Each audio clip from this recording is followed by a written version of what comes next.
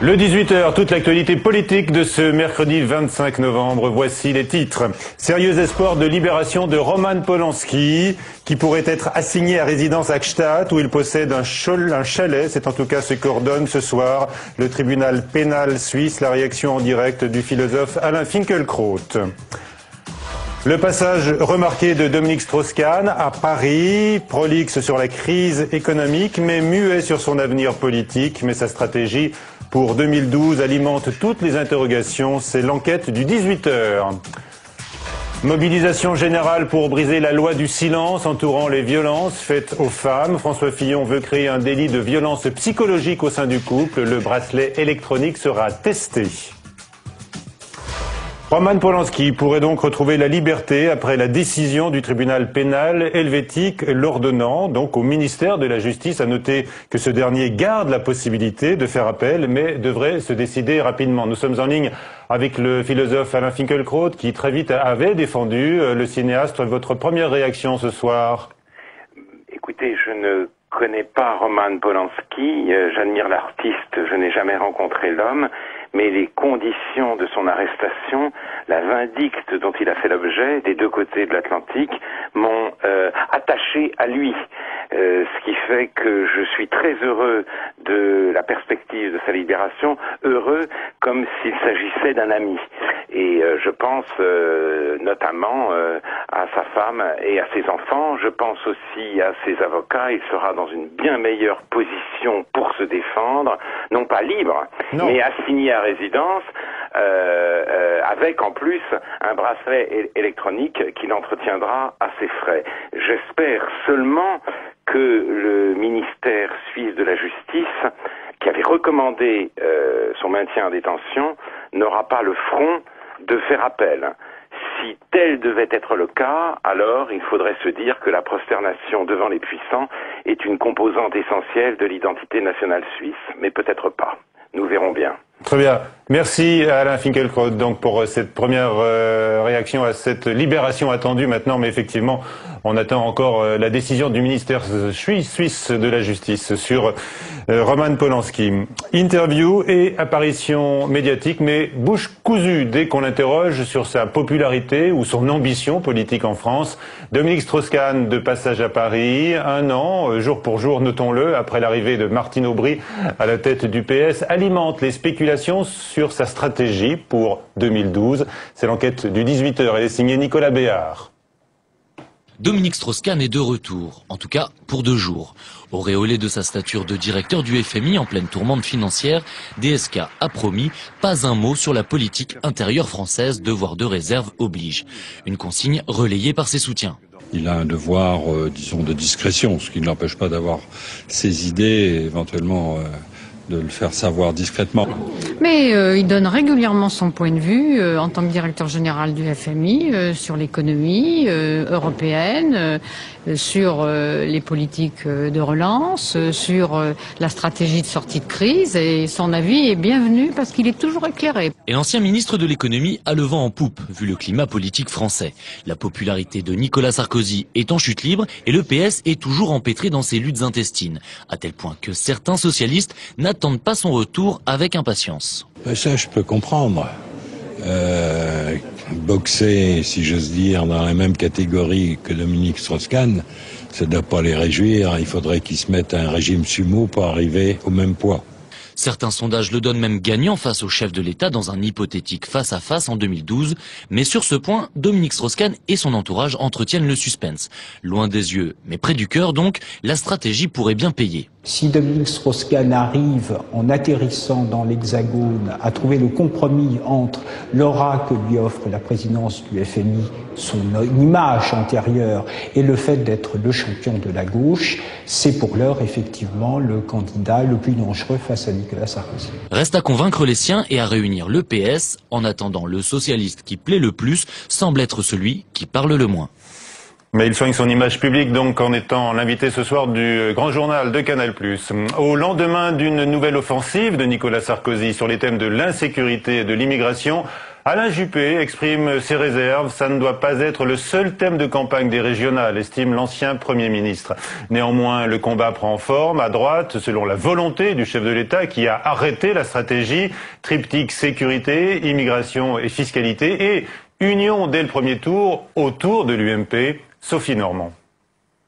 Percé, la droite veut jouer l'union. L'UMP présentera donc en mars prochain des listes uniques dès le premier tour avec le nouveau centre. Le parti d'Hervé Morin a obtenu 2 têtes de liste régionales, la secrétaire d'État à l'écologie Valérie Létard pour le Nord et le chef de file des députés Nouveau Centre François Sauvadet en Bourgogne. Une 3e est toujours en pourparlers. Nous avons, dans le cadre de ces discussions, obtenu un accord extrêmement équilibré entre l'UMP et le Nouveau Centre, accord qui nous permettra de pouvoir compter sur entre 100 et 150 conseillers régionaux. À 4 mois des régionales, Nicolas Sarkozy donne le tempo. En banlieue mardi, il s'est livré à un vrai discours de campagne. Il n'hésite pas à imposer les thèmes.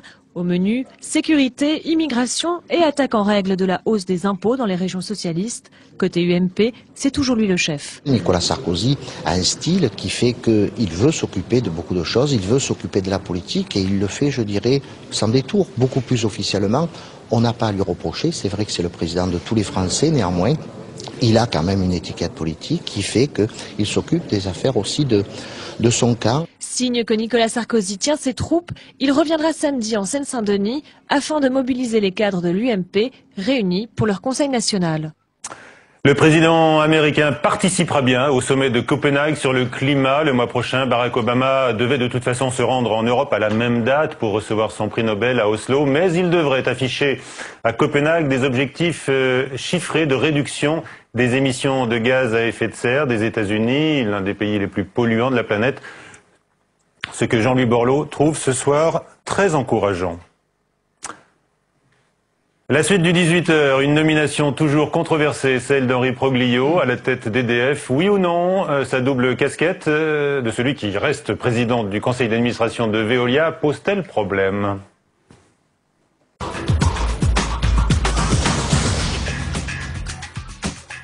Henri Proglio, donc officiellement nommé ce matin au Conseil des ministres à la tête d'EDF, dès demain d'ailleurs. On le verra aux côtés du Premier ministre sur le chantier du réacteur EPR de Flamanville, dans la Manche. Il n'a pas caché son ambition de réorganiser la filière nucléaire autour d'EDF. Son autre ambition est de conserver des responsabilités à la tête de Veolia Environnement et cela fait débat. Les invités du 18h, les sénateurs Yvon Collin, radical de gauche, et Jean-Pierre Vial, UMP, et Pierre-Henri de Menton, directeur délégué de Challenge, l'hebdomadaire économique. Yvon Collin, vous n'avez pas été en reste, j'ai noté, pour critiquer les conditions de cette nomination.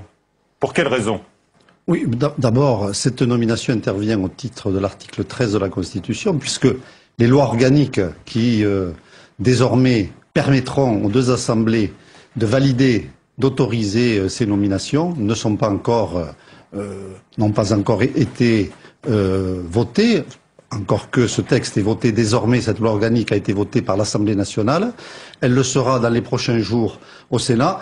Alors, il y a un hasard sans doute un peu malencontreux, mais nous le notons au passage, effectivement, mais ce n'est pas cette seule raison qui nous a amené à contester cette nomination. Alors, les raisons de fond qui vous ont opposé, à vous opposer. Alors, les raisons de fond, c'est pas la nomination de M. Proglio par lui-même qui nous a amené à nous opposer, parce que je crois que M. Proglio est un manager de grand talent, et d'ailleurs le débat qui a eu lieu l'a bien reconnu. Tout le monde a reconnu les grands mérites de M. Proglio et sa capacité, sans doute. Ce qui nous a choqué, c'est effectivement le conflit d'intérêts et surtout le cumul des fonctions, voire des rémunérations. Je crois que c'est un sujet qui est polémique, oui, qui est anti-républicain, et je crois qu'il méritait, je ne sais pas s'il mérite un débat, mais en tout cas... Ah oui, il mérite un débat, on est là pour le faire. Il méritait sans doute que nous insurgions contre cette méthode. Alors Jean-Pierre Vial, qu'est-ce que vous répondez sur le premier point, par exemple, le cumul des responsabilités, même si Henri Proglio dit qu'il n'aura plus de responsabilités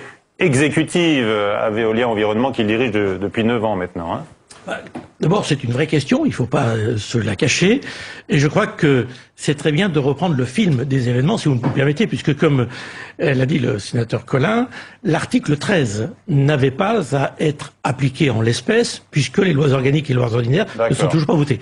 En revanche, on peut se féliciter que les 2 commissions des affaires économiques de l'Assemblée nationale et du Sénat ait été saisi et auditionné M. Proglio comme si l'article 13 était déjà en application. Je crois que ça permet effectivement de répondre à ce souci de transparence et ça a permis notamment d'avoir un échange et des informations extrêmement précises sur les points qui étaient évoqués, notamment sur le concours et le conflit d'intérêts. Qu'est-ce que vous répondez à cela? Je dirais que c'est M. Proglio qui répond le plus directement. C'est vrai que la question de fond, et nous aurons certainement l'occasion d'y revenir tout à l'heure sur le choix qui a été proposé et adopté par le Sénat, puisqu'il était proposé la commission de déontologie et nous avons proposé l'agence des participations de l'État. Mais sur la réalité du conflit d'intérêts, M. Proglio a fait remarquer qu'il était au conseil d'administration d'EDF depuis 5 ans et qu'il présidait le conseil stratégique sans que ce point-là n'ait jamais fait l'objet d'une discussion en ce qui concerne... Rien de nouveau donc pour lui, dit-il, M. Collin. Oui, écoutez, nous, on note quand même que entre EDF et Veolia, on peut imaginer peut-être à terme un rapprochement. Est-ce que M. Proglio a été nommé justement pour créer les conditions de ce rapprochement? On a vu déjà un scénario se dérouler et se terminer de la même manière avec GDF et Suez. On nous avait juré, bien entendu, que ce scénario ne finirait pas comme ça. On l'a bien constaté, donc les précautions aujourd'hui que nous pouvons formuler sont quand même fondées sur des exemples. Mais je voudrais ajouter quand même que les missions d'EDF, service public, avaient des missions de service universel qui permettent de donner, de permettre d'avoir l'électricité partout, même dans les coins les plus reculés ou à des gens qui n'ont pas les moyens de s'offrir l'électricité. Ces missions sont des missions cardinales d'EDF et celles de Veolia sont quand même qui est une entreprise qui dégage des profits et qui est là pour effectivement faire de l'argent, disons-le clairement.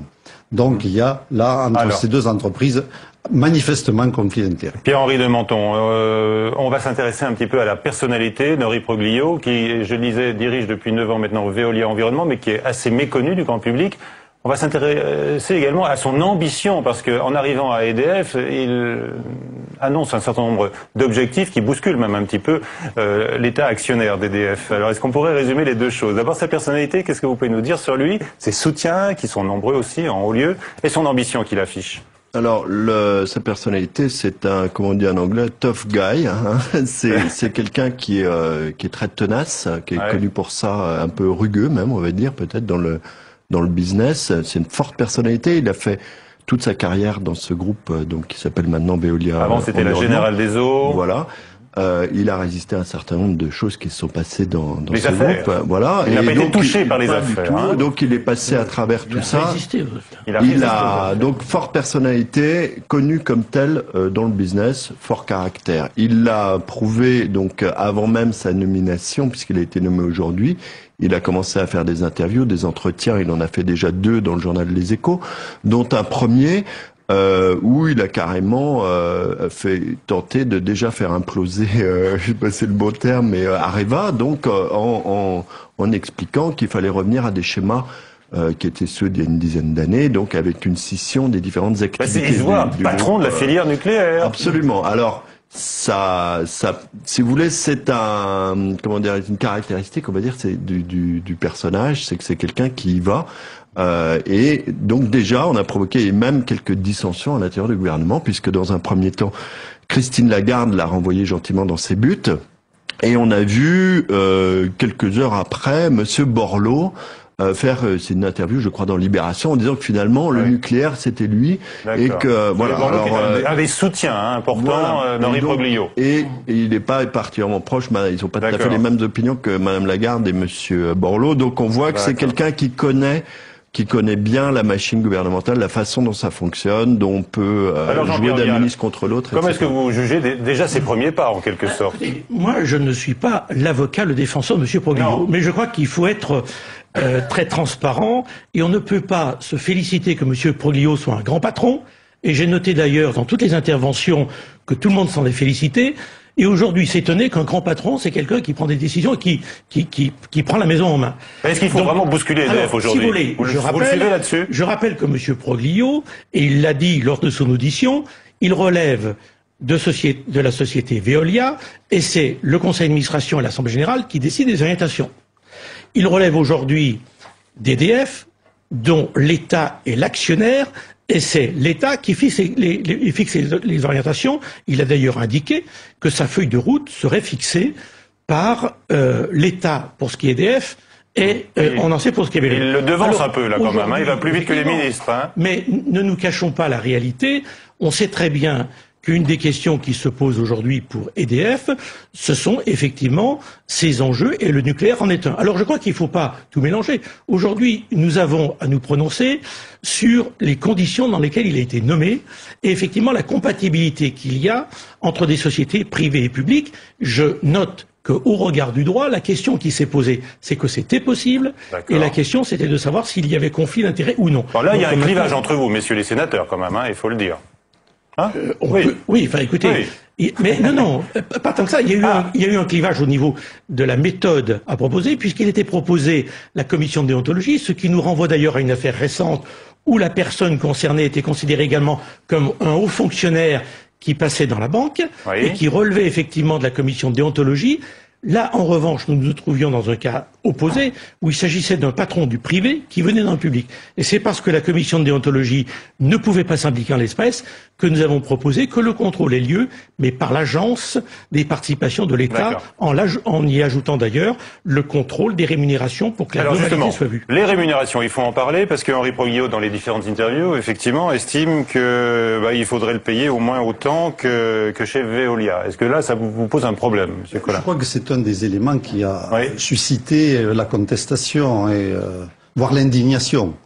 Car effectivement... parce que quand Christine Lagarde est venue ici s'expliquer sur le cas, vous l'avez malmené, justement, sur ce thème-là. Hein. Monsieur Proglio, indigné.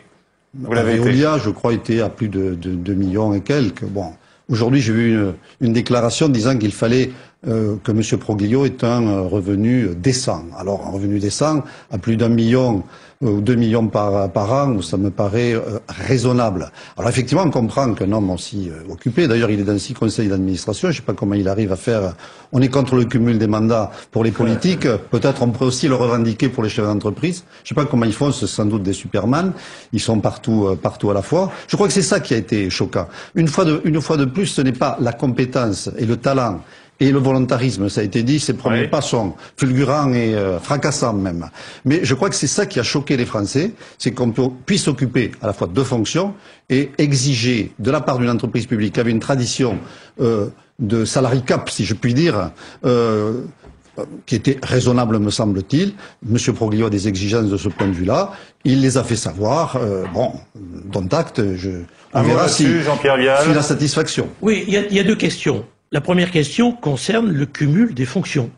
Tout le monde s'est étonné à cette occasion de constater que le droit permettait tout à fait d'avoir 5 mandats sociaux dans des sociétés différentes, sans tenir compte d'ailleurs des filiales qui ne sont pas prises en compte. Donc la première question, est-ce que oui ou non on considère que le périmètre n'est pas trop large et qu'il faut le restreindre. C'est à loi de le faire. La deuxième question, c'est le cumul des cumul des rémunérations. Sur les rémunérations, il y a 2 questions. La question des rémunérations publiques, qui relève d'un contrôle par le ministre de l'économie, et donc là, il lui reviendra... Votre opinion.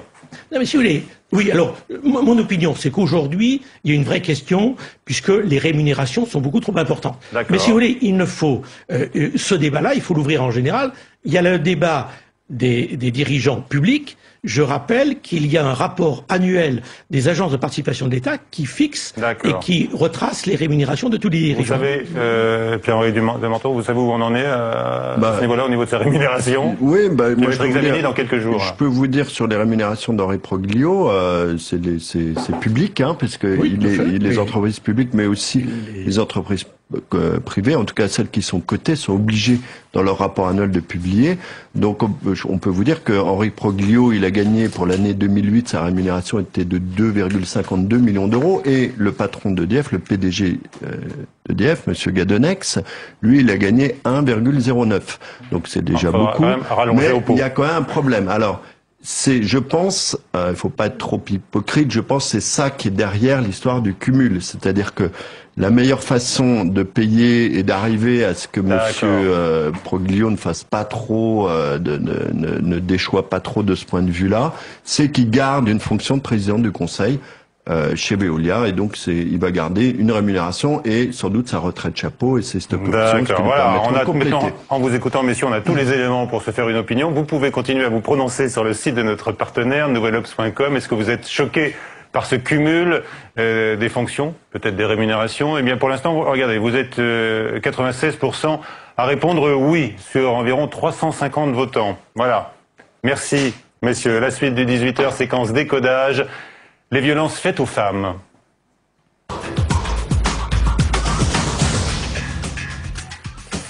Série de mesures annoncées aujourd'hui par le gouvernement pour mieux protéger les femmes contre les violences conjugales, création par exemple d'un délit de violence psychologique, expérimentation du bracelet électronique pour éloigner le conjoint violent. On ne répétera jamais assez ce chiffre terrible. Une femme meurt sous les coups de son conjoint en France tous les 2 jours et demi. La Seine-Saint-Denis va servir de terrain d'expérience à un nouveau moyen d'alerte, le téléphone d'urgence. Reportage de Bérangère Dinglas. Ce qui distingue ce téléphone d'urgence d'un portable classique, c'est cette petite touche orange. Dès qu'une femme est menacée par son conjoint, elle n'a qu'à appuyer 3 secondes sur cette touche pour qu'un policier soit immédiatement alerté et une équipe envoyée sur place. Un dispositif qui s'adresse à des femmes déjà repérées par la justice. Monsieur sort de prison, madame a peur, le juge d'application des peines considère, ou le juge des libertés considère que c'est nécessaire pour madame, et du coup, il va y avoir à la fois une mesure d'éviction du mari violent et donc une protection plus simple, disons, pour la dame. Une vingtaine de téléphones seront distribués ici dès le 7 décembre prochain. Autre expérimentation, le bracelet électronique pour les conjoints violents.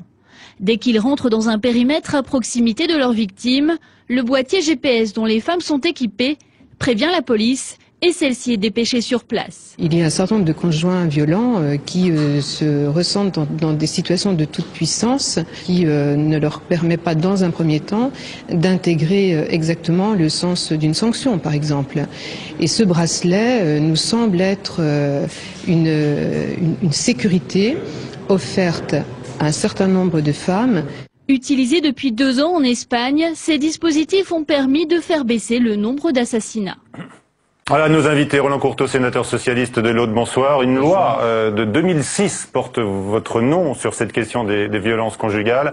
Avec nous également Marie Moinard, bonsoir. Vous êtes éditrice de cet album que j'ai en main, un album de bande dessinée, En chemin, elle rencontre. C'est une illustration, des illustrations de ce fléau à travers des histoires réelles, dont la vôtre.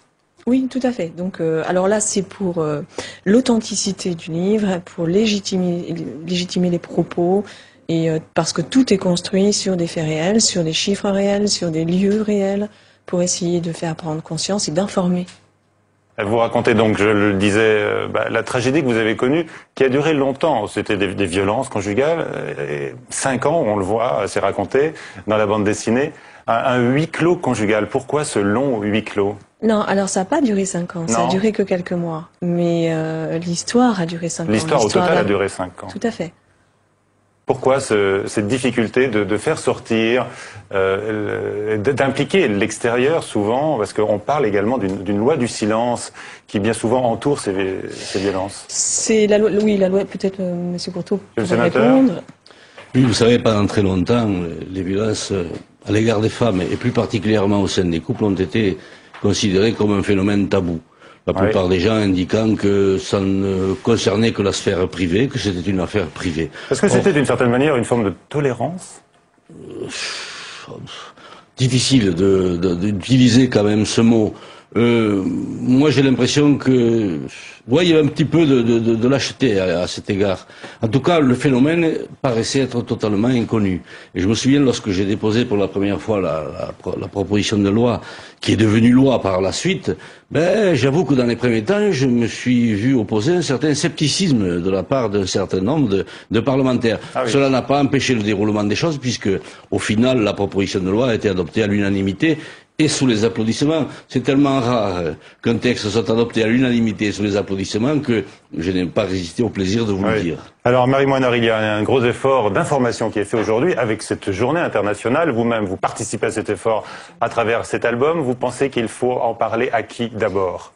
Aux jeunes, principalement aux jeunes. C'est pour ça qu'on a fait ce livre. Il est fait sous forme de bande dessinée parce qu'on va s'adresser plutôt à un public jeune. Ça s'adresse à tous, mais on sait très bien que les jeunes ignorent des tas de choses. Donc on espère leur décrire, leur apprendre, et on espère que ça passera plus par eux une fois qu'ils auront bien compris, bien cerné ce dont il s'agit. Donc voilà, il faut prendre le mal à la racine chez les plus jeunes, mais les femmes également doivent être informées. Elles sont souvent isolées, seules. Il est difficile d'en parler autour de soi. Il faut rappeler que c'est un fléau qui frappe absolument toutes les couches sociales. Toutes les couches sociales. Donc justement, la bande dessinée en parle aussi. Il y a au moins 2 illustrations qui parlent des couches politiques, et dont on sait qu'il est peut-être même encore plus difficile d'en parler. La honte est encore plus lourde peut-être. Comment est-ce que vous-même vous avez fait pour sortir de cette épreuve? Volonté personnelle, mais c'est extrêmement difficile. Donc je pense qu'il faut rester isolé est un problème majeur. Et vous avez pu trouver des gens autour de vous pour en parler? Beaucoup plus tard. Beaucoup plus tard. Beaucoup plus tard, effectivement. Et pourquoi ce délai? Je repose la question de tout à l'heure, ce délai de réaction Il y a une psychiatre qui s'appelle Muriel Samona, qui vient juste de sortir des propos et une étude détaillée qui date de peut-être 15 jours, 1 mois à peine, et qui explique ce qui se passe au niveau du cerveau. Il y a, voilà. Son livre va sortir médicalement, c'est scientifique, c'est totalement détaillé, donc tout devient rationnel, on comprend bien ce qui se passe. C'est des impulsions au niveau du cerveau qui se mettent en place, qui bloquent l'information pour protéger le cœur, parce qu'on atteint un tel état de terreur que probablement le cœur ne résisterait pas et exploserait. Donc, alors bon, moi par contre, j'ai pas eu le temps de lire en entier, je pourrais pas me parler à sa place. Mais là, tout d'un coup, on a des explications particulièrement intéressantes. Vous parlez de ce climat de terreur. Effectivement, il faut dire que beaucoup de femmes considèrent que l'espace conjugal est plus dangereux que l'espace public, quand elles sortent à l'extérieur. Monsieur le sénateur, un certain nombre de mesures ont été annoncées, je le disais tout à l'heure. Le téléphone d'urgence, ça s'est notamment inspiré par une expérience en Espagne qui a porté ses fruits. On parle également du bracelet électronique pour éloigner le conjoint violent, ou la création d'un délit de violence conjugale. Qu'en dites-vous? Vous voulez parler certainement d'un délit de violence psychologique. Oui, absolument. Alors effectivement, c'est une annonce intéressante. Simplement, moi, je n'ai qu'un regret à formuler. C'est que dans ma proposition de loi initiale, déposée il y a 3 ans de cela, c'était déjà pris en compte, les violences psychologiques. Et le Sénat a retenu les 2/3 des propositions que je faisais dans ce texte-là, et a rejeté ou a écarté ce problème d'incrimination des violences psychologiques. Alors, par voie de conséquence, j'ai déjà déposé une 2e proposition de loi. Je suis bien content que Monsieur le Premier ministre aille dans mon sens, mais dommage que nous ayons perdu 3 années. D'accord, il faut des drames. Les violences psychologiques sont un véritable fléau. Oui. Tout à fait d'accord avec ces propos. Très bien, on rappelle le titre de cet album, En chemin, elle rencontre. Les artistes se mobilisent contre la violence faite aux femmes. On voit votre album, vous êtes éditrice et c'est publié par Des ronds dans l'eau avec Amnesty International. Avec Amnesty International, oui. Très bien. Merci. On continuera d'en parler. On n'attendra pas forcément une journée internationale pour évoquer ce fléau. Merci à tous. À suivre sur Public Sénat, le rendez-vous leader, je vous le rappelle. Gérard Bonos qui reçoit ce soir Brigitte Tétinger, la présidente des parfums, Annick Goutal.